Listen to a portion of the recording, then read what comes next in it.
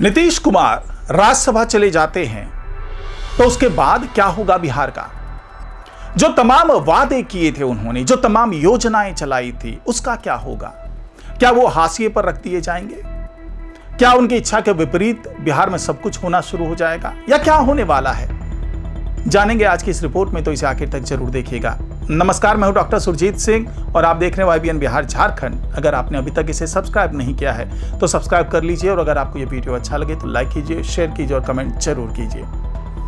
तो नीतीश कुमार बिहार छोड़कर के केंद्र की राजनीति करने लगते हैं, तो क्या जो तमाम चुनावी घोषणाएं की गई थी वो केवल कागजों में ही, दस्तावेजों में ही, चुनावी घोषणा पत्र में ही सिमट कर रह जाएगी? क्या जो एक सोच के साथ नीतीश कुमार यहां पर काम कर रहे थे, उस सोच को भी धक्का पहुंचने वाला है? या फिर उनकी राजनीतिक विरासत को उनके बेटे निशांत कुमार आगे बढ़ाएंगे? जो उनकी सोच है उस सोच के हिसाब से निशांत कुमार आगे चलेंगे। अब इनकी सोच की बात कर ली जाए तो इनकी सोच शुरू से यही रही थी कि आधी आबादी जो है, जो महिलाएं हैं, उनको कैसे बेहतर जीवन दिया जाए, कैसे उनके लिए सही कानून व्यवस्था हो, शांति व्यवस्था हो, कैसे वो खुद को सुरक्षित महसूस करें। ना सिर्फ कानून व्यवस्था के साथ बल्कि आर्थिक स्थिति से भी वो कैसे खुद को सुरक्षित महसूस करें। जो तमाम घरेलू हिंसा उनके साथ होती थी, कैसे उस पर रोक लगे, तो उसको लेकर के तमाम योजनाएं शुरू की। महिला सशक्तिकरण के लिए उन्होंने जो तमाम काम किए पिछले दिनों, यही वजह रहा कि उनके लिए एक बड़ा वोट बैंक आधी आबादी का हमेशा बना रहा। महिलाएं उनको बढ़ चढ़ करके वोट देती रहीं।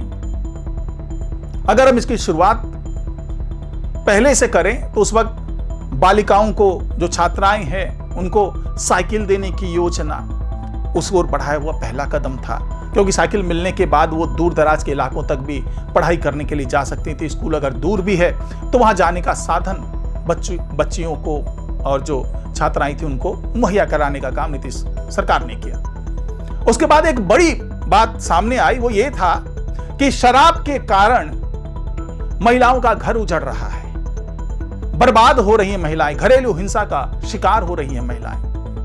तो इस पर कैसे काबू पाया जाए? तो इस पर काबू पाने के लिए नीतीश कुमार ने शराबबंदी का ऐलान किया, यह जानते हुए कि शराबबंदी लागू होने से राजस्व को बड़ा धक्का पहुंचने वाला है। बिहार के विकास के लिए जो पैसे चाहिए, उसकी एक बड़ा अमाउंट जो है, एक बड़ी राशि शराब बिक्री से जो राजस्व आता है उसके जरिए सरकार को मिलता रहा था। तो जब भी उन्होंने बीजेपी को छोड़ करके महागठबंधन की ओर रुख किया, तब उन्हें बड़ी समस्याओं का सामना करना पड़ा, क्योंकि केंद्र में अगर बीजेपी की सरकार है तो वहां से बहुत ज्यादा मदद उनका विरोधी होकर के नहीं पाया जा सकता। यही वजह है कि ये बार बार न चाहते हुए भी, अब यूं कहा जा सकता है कि महागठबंधन में गए, लेकिन फिर वापस आना पड़ा उनको। और वापस आकर के जब वो केंद्र की सरकार के साथ, यानी कि बीजेपी के साथ मिलकर के इन्होंने यहां पर सरकार बनाई, डबल इंजन की सरकार बनाई, तब बिहार विकास की पटरी पर दौड़ता रहा।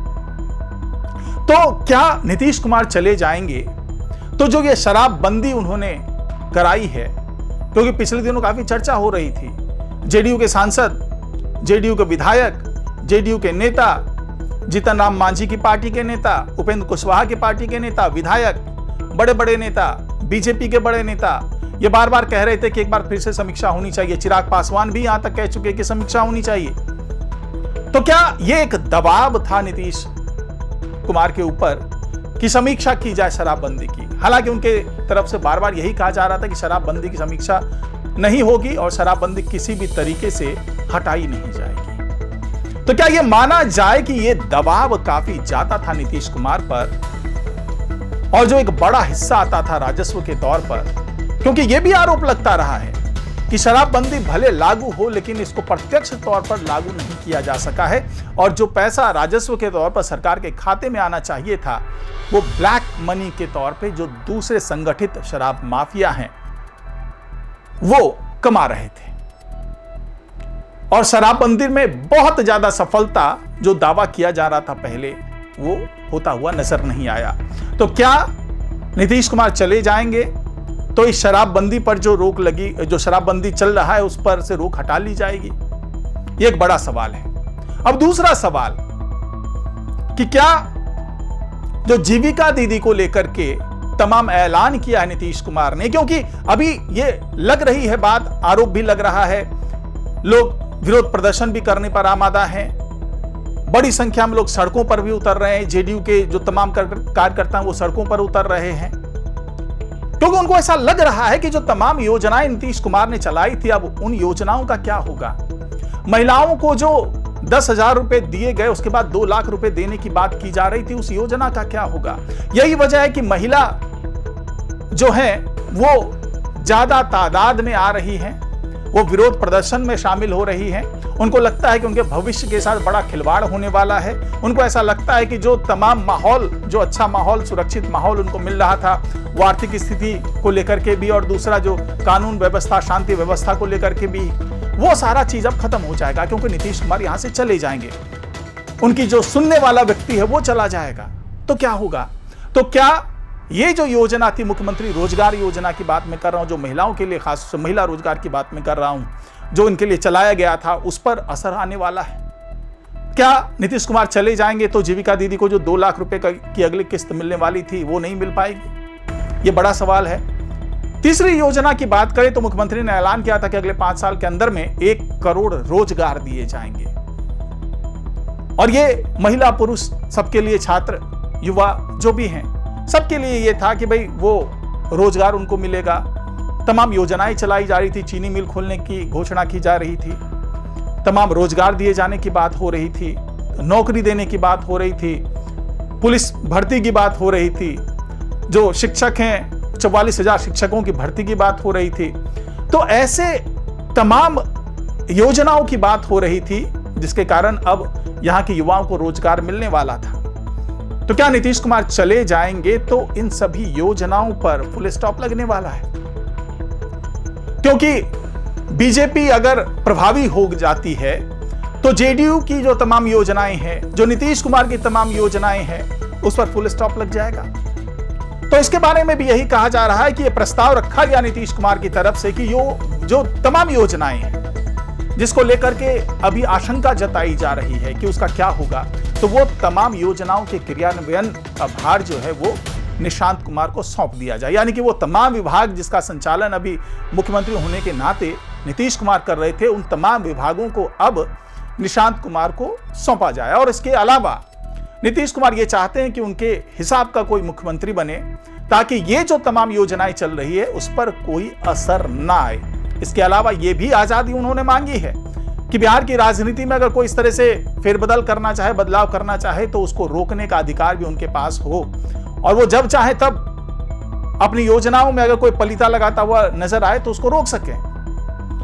तो ये जो जेडीयू की बैठक हुई, जो जेडीयू के नेता लोग थे, उन्होंने भी ये साफ साफ कह दिया है कि भले ही नीतीश कुमार राज्यसभा चले जाएं, लेकिन उनके आदेशों की अवहेलना बिहार में नहीं होगी।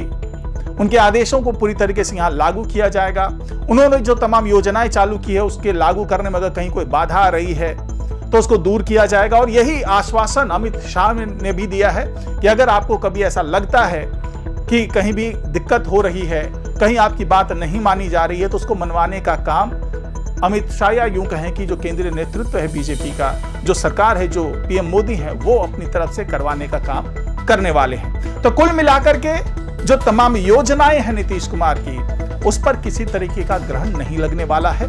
तमाम योजनाएं आगे भी चलती रहेंगी, लागू होती रहेंगी, और जो दूरगामी प्रभाव होने हैं उसमें भी नीतीश कुमार की जो भी राय होगी, जो उनसे विचार विमर्श करके वो तमाम प्रभावों का आकलन किया जाएगा और उसके हिसाब से ही फैसला लिया जाएगा।